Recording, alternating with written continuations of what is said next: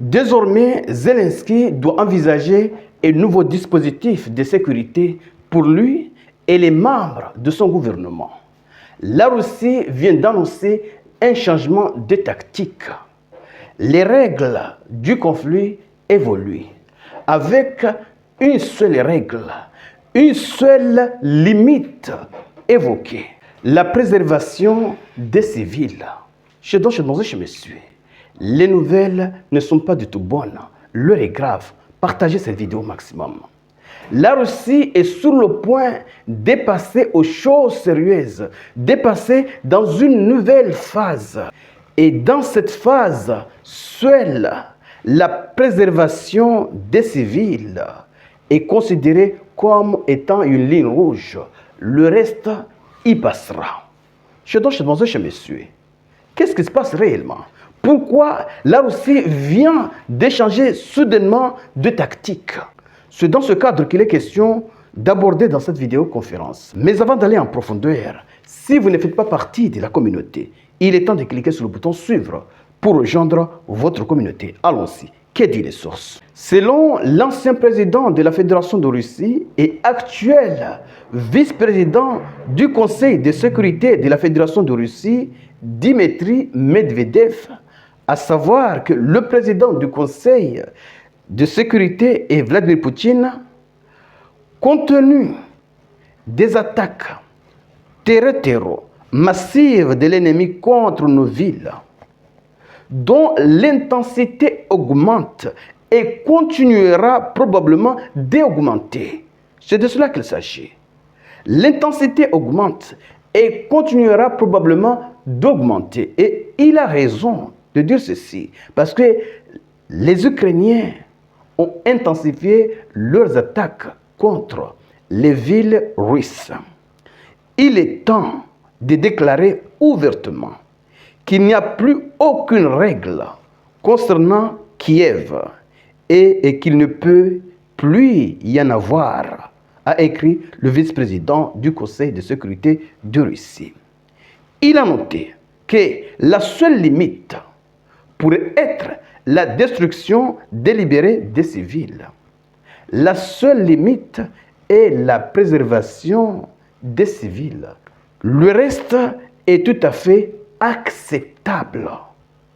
Seule la préservation des civils compte. Le reste est tout à fait acceptable, aussi pervers que soient les gars de Bankova et sa pitoyable troupe d'Europe. Je me suis. Ce sont des mots extrêmement durs, venant d'un ancien président d'un pays, numéro 2 du Conseil de sécurité. Oui, c'est le numéro 2. Le président, c'est Poutine, le président du Conseil de sécurité, qui est aussi le chef de l'État. Le numéro 2 est Dmitry Medvedev. Il est temps de passer aux choses sérieuses. Il est temps de frapper sans limite. Il est temps de montrer à Kiev que nous avons les moyens de faire des choses sérieuses. Parce que si nous continuons ainsi, alors, à un moment donné, toutes nos raffineries, nos centres électriques seront complètement endommagés. Parce que l'Ukraine, au début, n'avait pas les moyens de frapper en profondeur. Maintenant, ils ont des drones. Pas à un nombre limité, non. Ils ont beaucoup de drones, des milliers et des milliers, je dirais même des centaines de milliers de drones. Et parmi ces drones, certains sont capables de frapper en profondeur sur le territoire russe.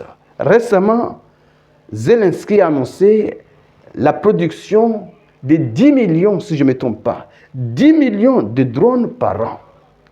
Donc, si les Russes ne passent pas aux choses sérieuses, pour accélérer le mouvement, d'ici peut-être 2 ans, toutes les raffineries de la Fédération de Russie, tous les centres électriques seront complètement endommagés par les drones ukrainiens. C'est de cela qu'il s'agit.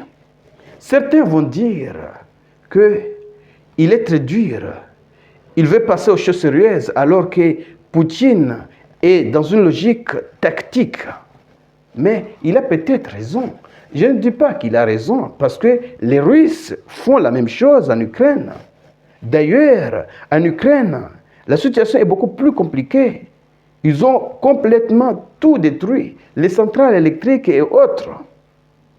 Donc, si les Ukrainiens arrivent à faire de même en Russie, je peux dire simplement, il ne faut que rendre l'appareil. C'est de cela qu'il s'agit. Mais cette opération a beaucoup duré.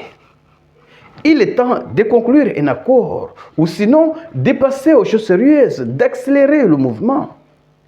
Oui, il est temps de conclure un accord, ou sinon de passer aux choses sérieuses. Parce que si les choses avancent à ce rythme, la Russie pourrait même se trouver dans une pénurie d'essence et du gasoil pour ses propres voitures, puisque les cibles prioritaires pour les forces de drones ukrainiennes, ce sont les raffineries.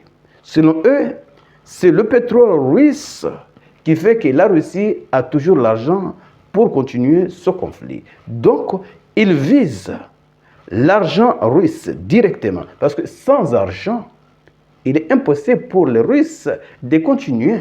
C'est de cela qu'il s'agit. Mais cette réalité est difficile à accepter. Cette réalité est difficile à avaler.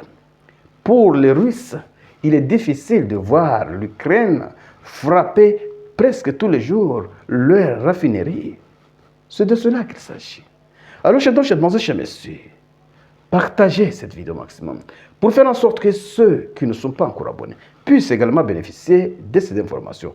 Et surtout, restez connectés pour la suite des événements. Merci.